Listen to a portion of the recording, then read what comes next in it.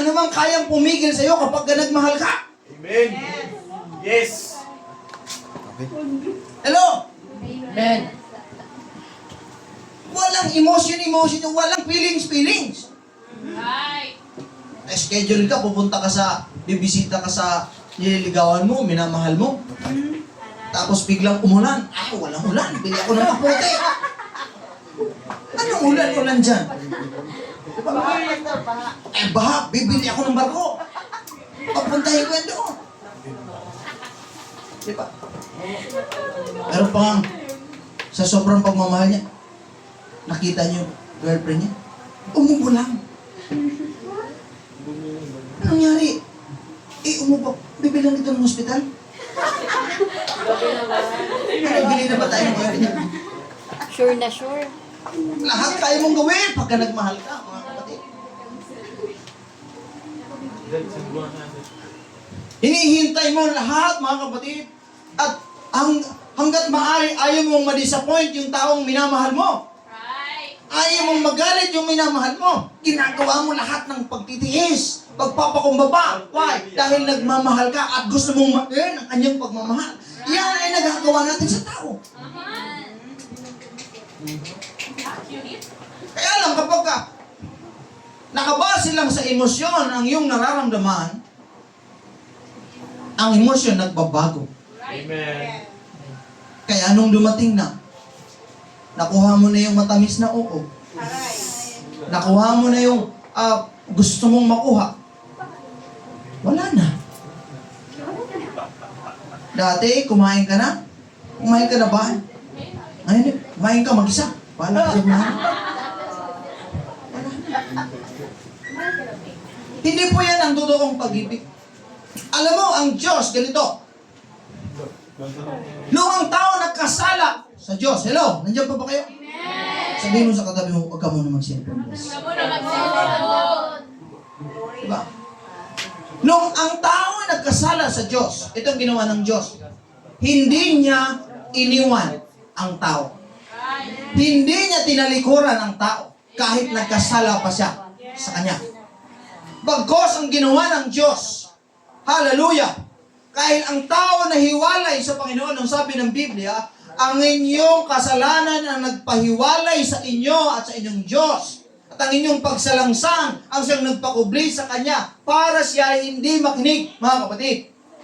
Pero, ganun pa man, ang Diyos ay hindi ka sinukuan. Ang Diyos ay hindi ka iniwan, hindi ka tinalikuran kahit nagkasala ka. Anong ginawa niya? Hallelujah! Dahil hindi tayo kayang umakyat papunta sa Kanya. Hindi na natin kaya siyang i-reach. Why? Because, sabi ng Biblia, He's a holy God. Now, anong ginawa niya? Dahil He's a holy God, and we cannot come to Him, ang ginawa niya, He came for us. Amen. He reached out for us, mga kapatid. At pinasan niya ang cross. Sinapit niya ang lahat ng sakit, mga kapatid. Ginawa niya ang lahat ng kanyang magagawa. He suffers in His fleshly body. He suffers for you and me. Ganyan ang pag-ibig ng Panginoon. Amen. Ang totoong umiibig, hindi basta-bastang sumusuko dahil nagkasala ang kanyang minamahal. Ganyan ang Diyos. Anong ginawa niya? Pinakita niya talagang totoo kanyang mahal. Hallelujah. Hindi lang niya sinabi. Right. Hallelujah. Notice in the Bible, there is no, yung verbatim na niya sabi, I love you. Walang sinasabi siya. Anong ginawa? Nararamdaman mo yung pag-ibig ng Diyos. Hindi lang niya sinasabi, kundi ginagawa niya. Kung yan nagagawa ng Diyos, sabi ni Pablo, we love Him because He first loved us. Kung pinakita ni Lord ang pag-ibig niya sa atin, nung tayo makasalanan pa, He died on the cross ng Calvary, mga kapatid. Dapat, hallelujah, tayong mga nagsasabing mahal natin ang Diyos, ipakita din naman natin mahal natin ang Panginoon. Ano yung gagawin natin? We make a sacrifice for God. We give time for God. We give effort para sa Panginoon. Why? Because we love God. Amen. Huwag mo sabihin mahal mo ang Diyos pero wala kang effort para sa Diyos. Hello? Di ba, Brother Andrew? Yes. Aray ko. Hallelujah. Paldo. Love involves putting the needs and the well-being of others before Him. Yan yung pag-ibig, mga kapatid.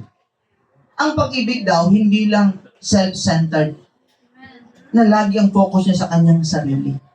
Na gusto niya siya lagi.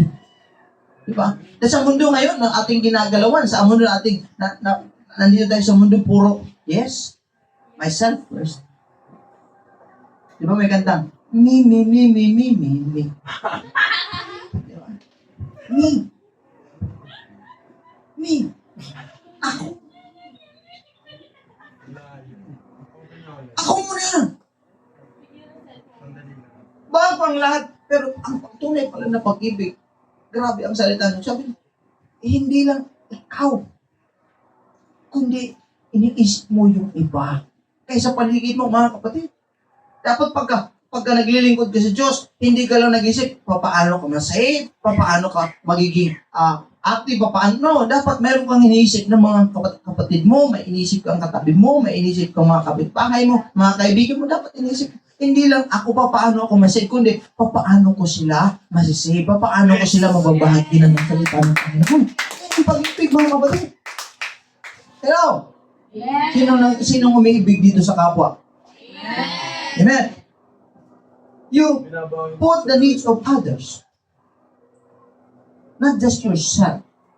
So hindi ka makasarili kasi ang pag-ibig ay hindi makasarili. Ang pag-ibig ay generous, mga kapatid. Amen. Selfless. Amen. Ang pag-ibig, mga kapatid, include loving one's neighbor as oneself, forgiving others, and serving others. Yan yung pag-ibig, mga kapatid. That's why si Jesus is the best example. Even though He was God, He is God, hindi niya inaring ganap na pantayan yung pagka-Diyos. Kasi, ang ginawa niya, nagpakumbaba siya. Hinubad niya yung kanyang title as God, nag-anyong alipin, inialay ang kanyang buhay para sa atin. Amen. For the forgiveness of our sins, mga kapatid. So, ibig sabihin pala, bilang mga anak ng Diyos na sumusunod sa Panginoon, bawal sa atin yung hindi ka marunong magpatawad. Hello? Tandaan mo ito, na tayong lahat ay hindi mga perpektong mga tao dito sa church. Tayo ay mga pinatawad lang din ng ating pong Panginoon. Hindi pwedeng hindi tayo magpatawad. Kailangan ang anak ng Diyos, kung mayroong mga marunong magpatawad, number 1 dyan ang mga Kristiyano. Number 1 dyan yung mga member ng House of Praise. Number 1 yung disciple ni Jesus Christ. Hallelujah! Kahit may mga nagkasala sa iyo, may mga tao, masama ang loob mo, mga kapatid. Kailangan mayroon pa rin pagpapatawad. Bakit? Kasi naglilingkod tayo sa Diyos na nagpapatawad sa ating pong mga kasalanan. Amen! Hallelujah! Sino yung Kristiyanong in love ngayon? May mga Kristiyanong in love ba dito? Ha? In love ka sa kanino? Dapat kay Lord? Di ba? Number 1 agad kay Lord, mga kapatid. Yes. So, pagka nagmahal ka, ano yung ginagawa natin pagka nagmamahal tayo? Hallelujah! Ano? Magawa.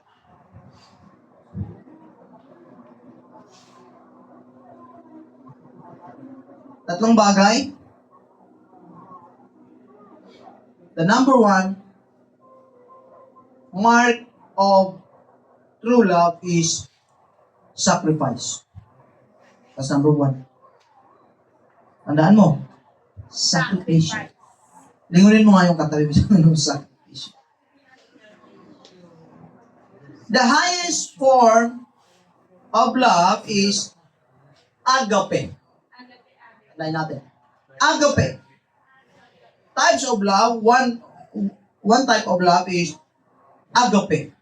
It is the highest form of love, is selfless, unconditional, and sacrificial love. Mga kapatid. At yan ang ating po, Panginoon. Grabe. Kailangan bilang mga anak ng Diyos, ito yung ma-reach natin. Yung pag-ibig na agape. Unconditional. Sa ating mga tao, kapag ka nagmamahal ka, laging merong kasi. Di ba? Di ba? Kasi. Di ba? Bakit mo mahal? Eh kasi pastor, Ay, po. ikaw pa naman. Crush ng bayan yan. Di ba? Christian. Bakit mo mahal? Ikaw pa naman kasi mabait. Kasi. Pero si Lord, sabi niya, bakit mo mahal? Hindi, wala nang kasi. Kasi, mahal talaga ng Panginoon. Pag tinanong ka, Brother Andrew, bakit mo mahal? Pastor, kasi mahal ko talaga. Right. Hindi dahil sa ano pa man. Paano kung hindi na siya ganun? Kaya nga bilang mga kabataan, hindi tayo dapat nakatingin sa looks. Dapat ang pagbasihan mo ng pagmamahal mo, hindi dahil gwapo. Pastor, kasi siya pointed ang nose. Yung isa naman disappointed.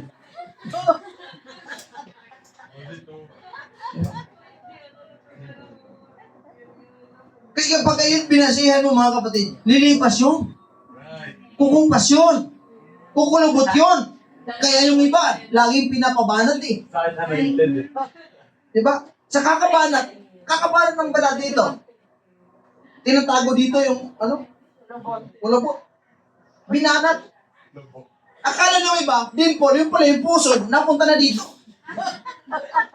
Kakabanat mga kapatid.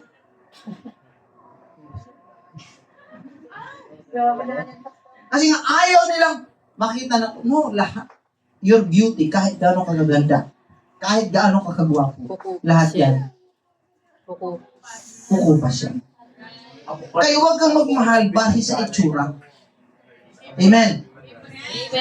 Magmahal ka, mga kapatid, na yung pagmamahal dapat galing sa Panginoon.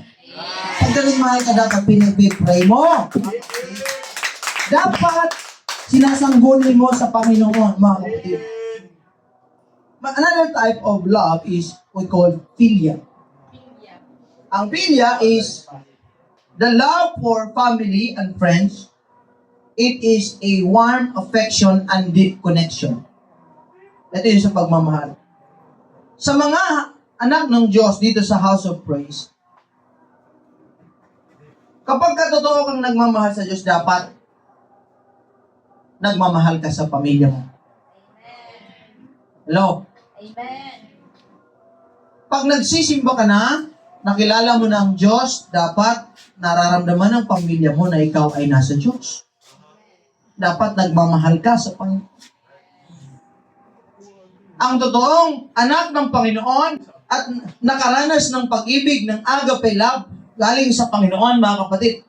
Siya ay reflection ng pag-ibig ng Diyos. At kapag ka nakita siya ng kanyang mga pamilya, ng kanyang mga kaibigan, na-encounter nila ang pag-ibig ng Diyos sa kanyang buhay.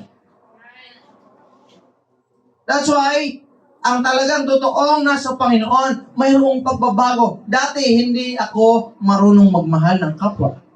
Dati, laging gusto kong kalaban ako ng lugar, kalaban ako ng mga tao. Pero dahil binago ka na ng Panginoon, mga kapatid, ngayon, nararamdaman nila yung pagbabago sa buhay mo. Yung pag-ibig ng Diyos. Bakit? Dahil natanggap mo yung agape love ng Panginoon. Amen. Hello? Kaya bilang mga anak ng Diyos, you have to love your family. You have to love your neighbor as yourself. You have to love your friend. Pastor, how can I show my love to them? We love you. Yes. Kasi ganito yan. Kapag ka nakakita ka ng taong malulunod, nakakita ka ng taong mapapahamak, anong gagawin mo? Ha? Tawagan to. Pababayaan mo ba? No, hindi. Dapat sasagipin mo. Right. Dapat gagawa ka ng paraan papaano sila mailigtas, mga kapatid. Gagawa ka ng paraan para sila ay hindi mapahamak. So ano yun? You have to bring them the gospel. The gospel of God. Sabi ng Biblia, it is the power of God unto salvation. Para maligtas sila. Hindi sila mapahamak. Kailangan, mga kapatid, na mayroon tayong pag-ibig sa kanila. At we bring the gospel to them. We bring Jesus Christ to them para sila po ay maligtas. Amen. Dahil sa ayon sa gusto mo, ito yung katotohanan. Ang tao kapag wala sa Diyos, mapapahamak talaga. Amen. Wala talagang magandang patutunguhan ng buhay kapag wala sa Panginoon.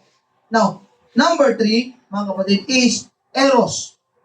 Ang eros is, ito ay physical or romantic love. Ito ay often associated sa mga pag-aasawa. Yan. Sa atin, mga kapatid, may tinatawag na boyfriend-girlfriend stage, pero sa ibang bansa, mga kapatid, wala nang ganun. Yes. Mayroong fixed marriage. Amen. Sa West countries, mayroong tinatawag ng mga courting stage. Courtship, pero sa iba wala. Ang kapatid, diretso marriage. Ang ginagawa ng lalaki, pupunta siya sa pamilya ng babae at nakitang naibigan niya, gusto ko pakasalan yung anak.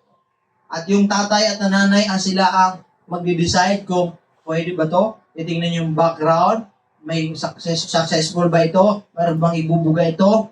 Okay ba ito? Diba? Pag nakita ng magulang na okay, matino, maayos, o sige, set natin yung date ng kasal. Pagka nandun na sa kasal, doon palang makikita ng lalaki yung itsura ng babae.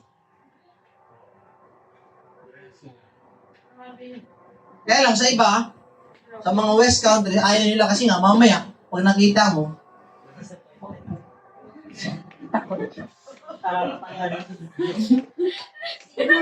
pag bukas mo ng itsura, banjay na pala.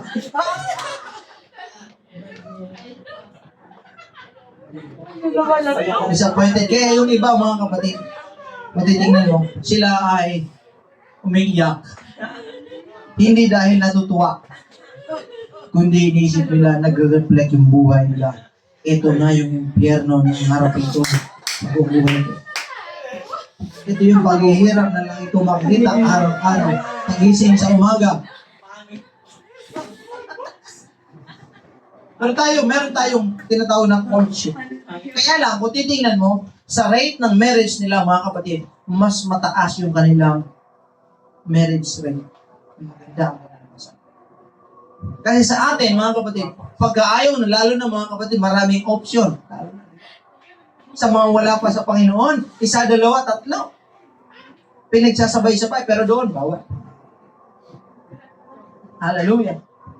Yung physical, romantic love, na ito yung madalas, lalo sa mga young people. Na gusto, ito laging masauna. No! Dapat ang nauna, hindi yung eros. Dapat yung pinaka-goal natin yung agape. Magkaroon tayo ng agape. Yung eros kasi, mga kapatid, hallelujah, bunga yan kung mayroong magandang meron kang agape. Ayos yung love mo for your family and friends, mga kapatid. Ang eros, magiging maganda, mga kapatid, sa atin. Amen? Amen. Kaya lang, mas ini-emphasize ng mundo itong eros. Kaya may mga erotic na mga pelikula, mga erotic na mga movies, lahat.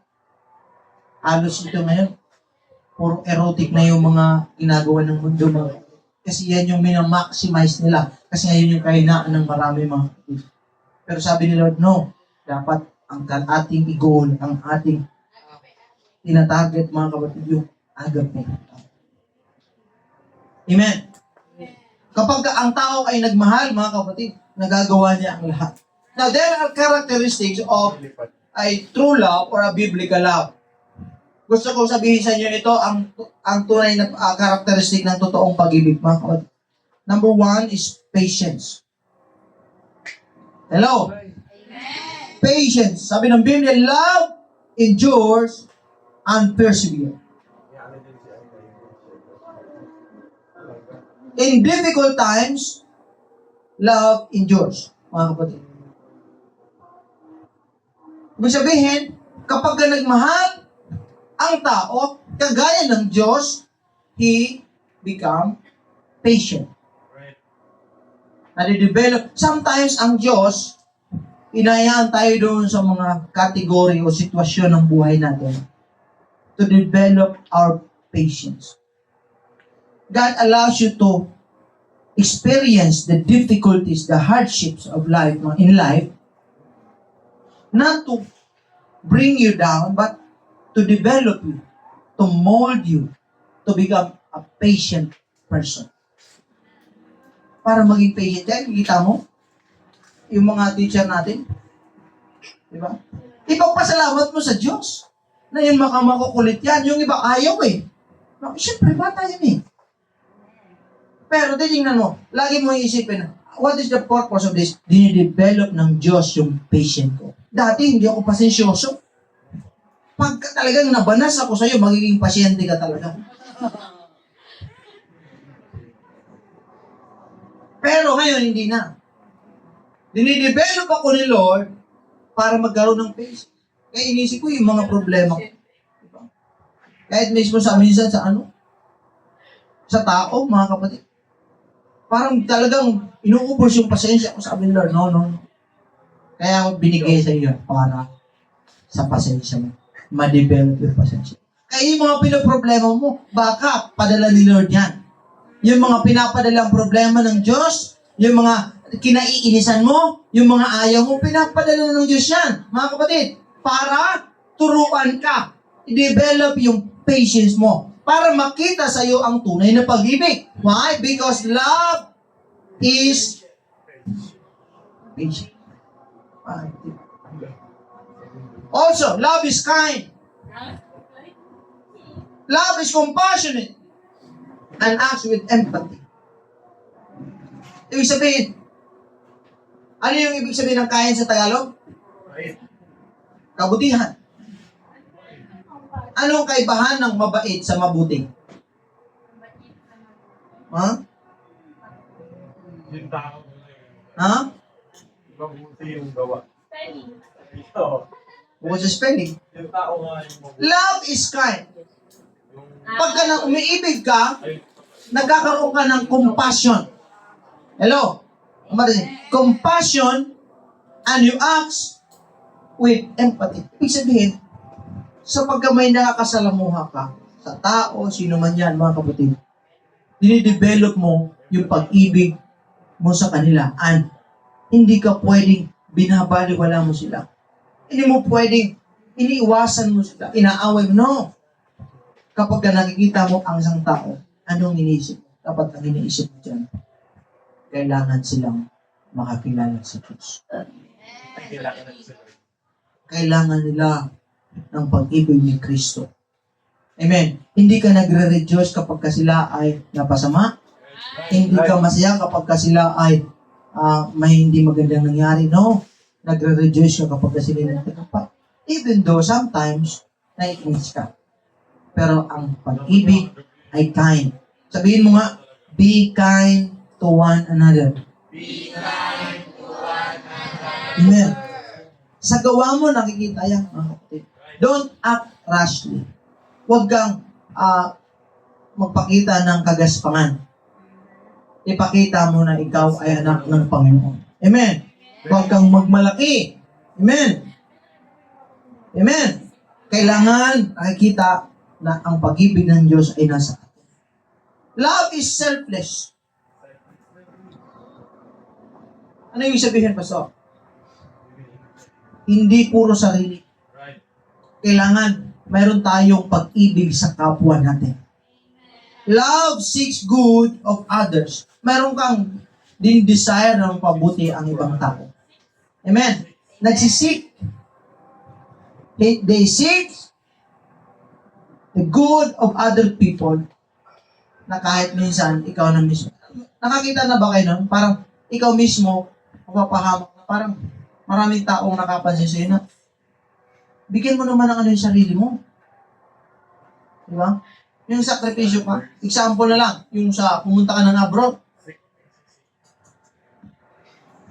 Sa sobrang pag-ibig mo sa pamilya mo, kahit wala ka nang makain, makapagpadala ka ng pag-ibig.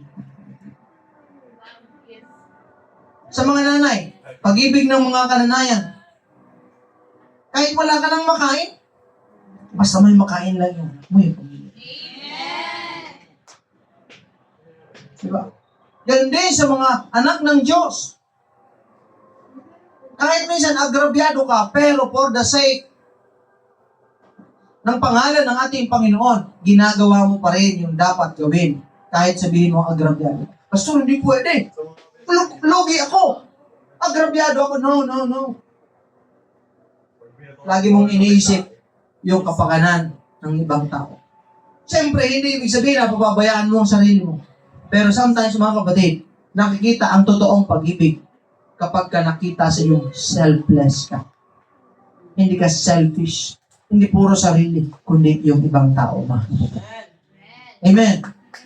Umaasa ka pagka nagre-rejoice ka kapag ka may tagumpay ang isang tao. Amen. Sister Cristel, may honor. Salamat sa Diyos. Nagpupuri tayo sa Panginoon dahil meron siyang hindi ka naiinggit. Yung pinaburang ka lang naman. Mas matalino nga ako sa iyo. Hindi po ganoon ang pag-ibig. You rejoice when somebody else succeed. Amen. Kapag pinagpala ka ng Diyos, nagkaroon ka ng pera, masaya ako. Kasi magta-tithes ka.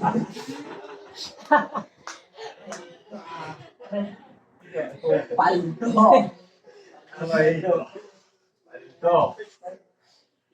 Hallelujah. Pag pinagpala ka ng Diyos, not for the sake na magta-tithes ka, but ibig sabihin, magiging faithful ka. Kasi maranasan mo yung faithfulness ng Panginoon. Hallelujah, hallelujah. Pastor, nakatabi na po yun. Ganong mga bagay ba? Hallelujah. Pag pinagpala ka ng Diyos, ibig sabihin, pagpapalain ang gawain ng Diyos. Marami tayong mararich na tao. Sino dito yung gustong maraming marich dito na tao? Huwag kang papayag na hanggang sa pagbabalik ng Diyos, kayong tatlong nagkikita-kita lang. Di ba? Magsasawa ka sa mukha niyan. Pagdating ng araw. Diba? Ikaw na naman. Dapat may bago. Sabi mo, dapat may bago naman. So, kailangan tulungan natin ang gawain ng Panginoon. Suportahan natin ang gawain ng Panginoon. Maging faithful tayo sa gawain ng Panginoon. Hallelujah. Hindi tayo papayag na tayo-tayo lang, mga kapatid. Kaya nga, ang pag-ibig ay selfless. Hindi lang, basta ako, ligtas na ako. Basta ako, nasa Panginoon. Bahala ka sa buhay mo. Hindi yun. Dahil nasa Panginoon ka na, no. Kailangan maligtas ito. Sayang ang buhay nito. Minahal ko ng Panginoon. Si Lord namatay, hindi lang para sa akin, para sa Kanya. Kailangan maipadama ko sa Kanya ang pag-ibig ng Diyos. Maipakilala ko sa Kanya si Kristo. Bakit? Kasi nga, kay Kristo lamang ang tunay ng kahulugan ng buhay. Ang tunay ng kahulugan. Imagine kung maraming tao dito. Karoon ng pag-ibig sa Diyos. Amen. Kapag ka sa Lord ka, at naramdaman yung pag-ibig ng Lord, nakuha mo na yung pag-ibig ng Panginoon. Hindi pwedeng hindi ka magkaroon ng pag-ibig sa kapwa. Pagka totoo yung pag-ibig mo, mga kapatid, sa Diyos, iibig ka sa kapwa. Hindi mo pwedeng sabihin, mahal mo ang Diyos, pero hate mo ang iyong kapwa. Hello? Hindi mo pwedeng sabihin, mahal mo ang Diyos, pero kinamumuhingan mo yung kapitbahay mo. Di ba? Hello? Amen. Di ba? Titingnan mo nga, mga kapatid. Yung ano natin.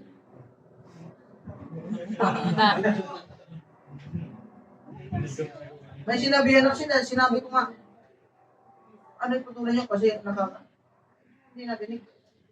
Lord, padamo yung pag-ibig mo sa akin. Amen. Yung kabilang side ko gumagano na mga kapatid. Pero dahil nasa Panginoon tayo. Hallelujah. Ipadama pa rin natin ang pag-ibig natin.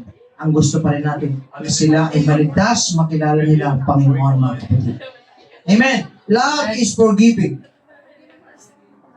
Love extend grace and compassion to those who have wronged us. So ito hindi magkakaroon ng breakthrough sa buhay mo. Hindi magkakaroon ng real breakthrough ng blessing sa Diyos hanggat mayroong nakatanim na galit sa puso. Kung walang forgiveness sa'yo, you will never be free. And God cannot bless you or will not bless you. Why? Because you are not a reflection of God's character.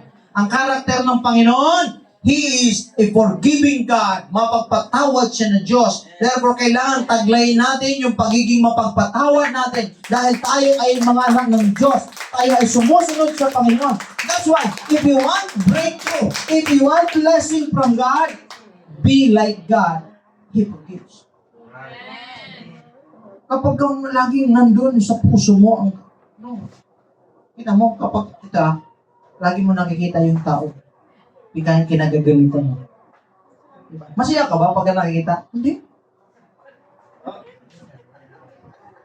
Isang, pa lang na mata mo, wala, sira na ang buong maghapon mo. Parang, mahanap ka lagi ng bato. Gusto mo bukbukin.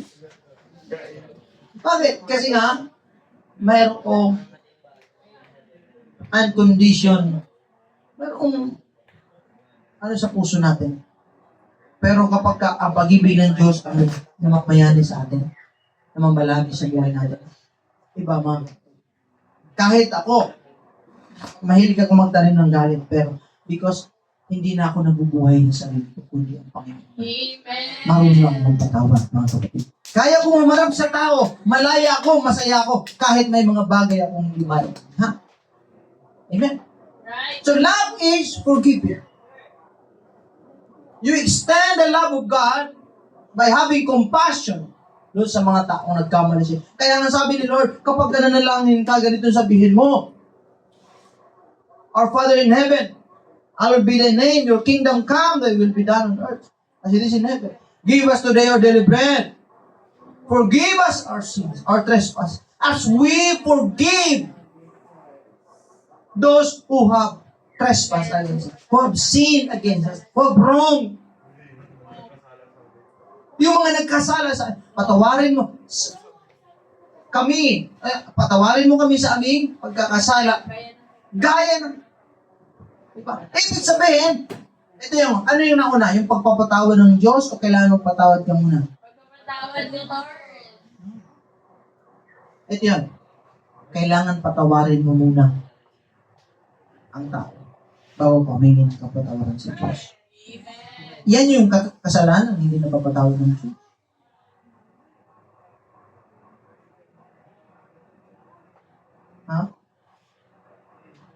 Kasi paano ka hingi ng pagpapatawad sa Diyos sa kapwa mo, hindi ka marunong magpatawad?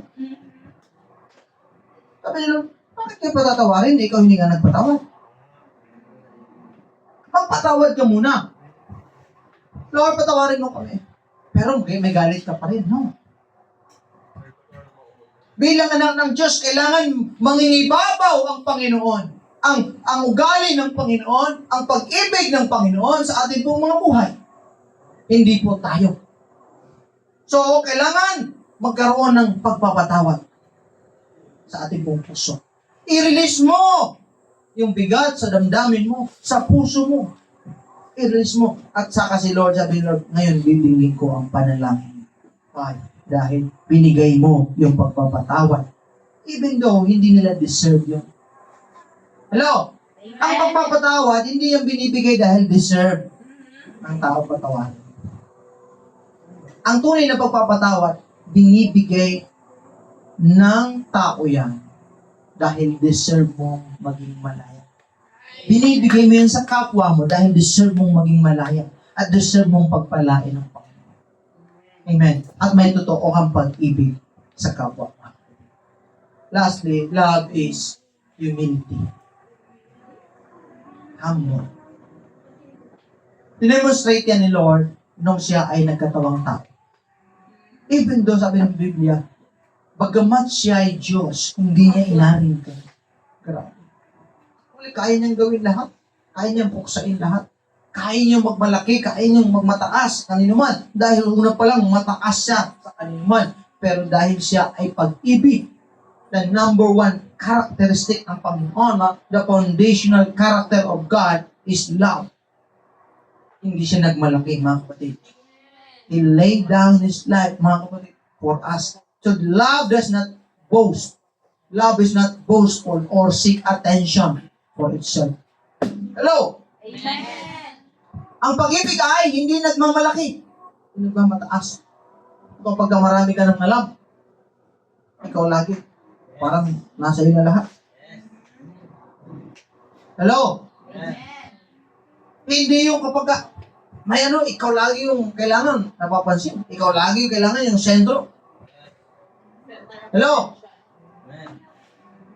Ang totoong may pag-ibig ng Diyos, siya ay makikita mo yung kanyang kababaan. Humble, hindi humble. Ha? Humble. Humble, hindi? Humble. Pagka nakita na sa iyo ng kapwa mo na parang nagmamataas ka, nagmamalaki ka, try to seek, try to acknowledge. Isipin mo, sabi mo, baka mo. Pero yung totoong may pag-ibig ng Diyos, kahit ang dami mong alam, just be humble. Magugulat sila kapag ikaw ay gumawa, ikaw ay nagsalita, anong ginawa mo, nakikita nila ang glory ng Panginoon. Dahil si Lord nagdidwell sa puso ng taong mapagpakumbaba. Hindi si Lord ang kanyang presensya, hindi siya nagdidwell doon sa mga nagmamataas. Ibinababa niya yung mga nagmamataas. At itinataas niya yung mga nagpapakababa. Amen. Palakpan natin ang ating Panginoon, mga kapatid. Tingnan mo, ang tubig. Salamat sa... Saan ka nakakita ng tubig na dumadaloy doon sa mga matataas? O nag-i-stay? Saan ka nakakita ng tubig na nandoon sa tuktok ng bundok, nandoon mismo? Wala. Saan nagpupunta yung tubig? Nandoon sa mga bababang surface. Naghahanap yan ng mga bababang surface. At doon sila nag-dwell. Ganyan ang presensya ng Panginoon. Nagdudwell siya doon sa mga taong nagpapakumbaba or mga taong mapagpakumbaba. Because love does not boast nor seek attention for itself. Kaya kapag gumagawa ka, lalo na yung ginagawa mo para sa Panginoon, hayaan mo na si Lord ang mag-glorify, hindi ang sarili. Hayaan mo na si Lord ang makita sa iyo, hindi yung sarili mo. That's why sabi ng Biblia, do not trust on yourself, trust in the Lord and lean not on your own understanding. Dahil ang purpose natin lahat dito, si Lord ang makita sa buhay natin. Ang pag-ibig ng Diyos ang nadama sa buhay natin. Hindi ang galing natin, hindi ang talino natin, hindi ang lahat ng kaalaman meron tayo, kundi ang Panginoon. We have to give God the glory. At kapag the more ka na napapalapit sa Panginoon, dapat the more kang nagiging humble.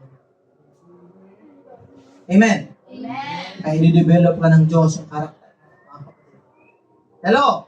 Once again, ulitin ko. The more kang lumalapit sa Diyos, the more kang nagpapakumbaba. Kapag sa tingin mo, tumataas ka, maari lumilihis ka sa Panginoon. Pastor, church naman ako palagi. No. Ang karakter ng Diyos is a humble God of humility. Tayo bilang mga followers ng ating Panginoon, mga anak ng Diyos, panatilihin natin yung kababaan. At yan yung mga sa mga kababayan dito, sino ba yung magmamahal ng mayabang? Yung mga lalaki, kapag umiibig tayo, di ba? Halos lahat ng kababaang loob, lahat na pinapakita natin. Humble yan, talaga.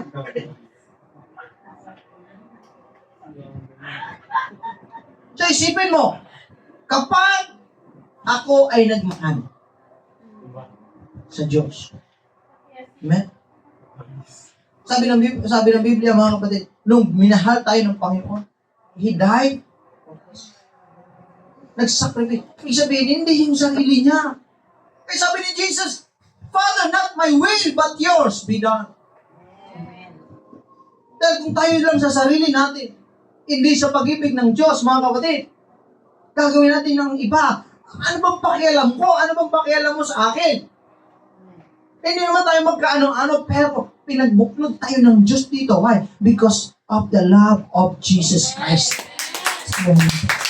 Ginawa natin ito dahil sa pag-ibig ng Diyos at pag-ibig natin sa Panginoon. Tandaan mo, hindi natin magagawa ito kung hindi tayo umibig ng Diyos. Hindi natin magagawa ito kung hindi tayo umibig sa Panginoon, mga kapatid. Kaya bilang mga anak ng Diyos, kung talagang nagmahal ka, sabihin mo, Lord, kapag ka nagmahal ako, diba? Mga lalaki, kung nagagawa niyo sa bahay, sa mga email nila, kapag ako nagmahal, ginagawa ko lahat ng best. Diba? Susungkitin ko! Mga nanay?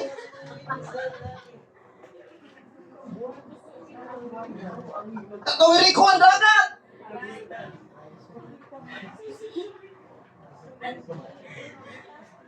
Pipigilan ko ang ulan!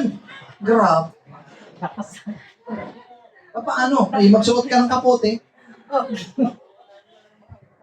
Lahat! Bibigay ko sa iyo ang bituin at ang buwan. Nung nag-asawa na, dahil puro emosyon ang pinabairal. Ano ginawa? Binigyan ng buwan. New moon, black eye, saka yung star, mga pinalo pa naman kaldero.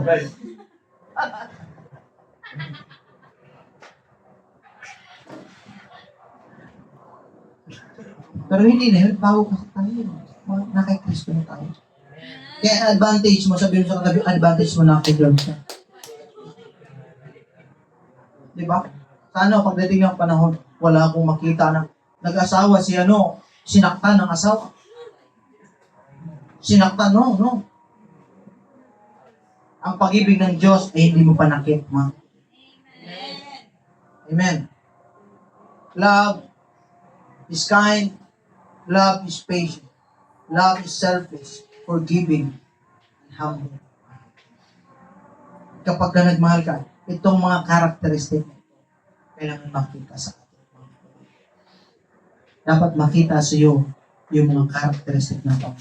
Bilang totoong sumusunod sa Diyos at binunan to you, kailangan ipakita mo sa Diyos, ipakita mo sa kapwa mo na totoong nakay-inod ka. Amen. Ipakita mo talaga totoo kang umiibig sa Diyos. Kapag ka ikaw ay umibig, kapag ka ako ay nagmahal sa Panginoon, then ito. You have to know God. You have to know the Word of God.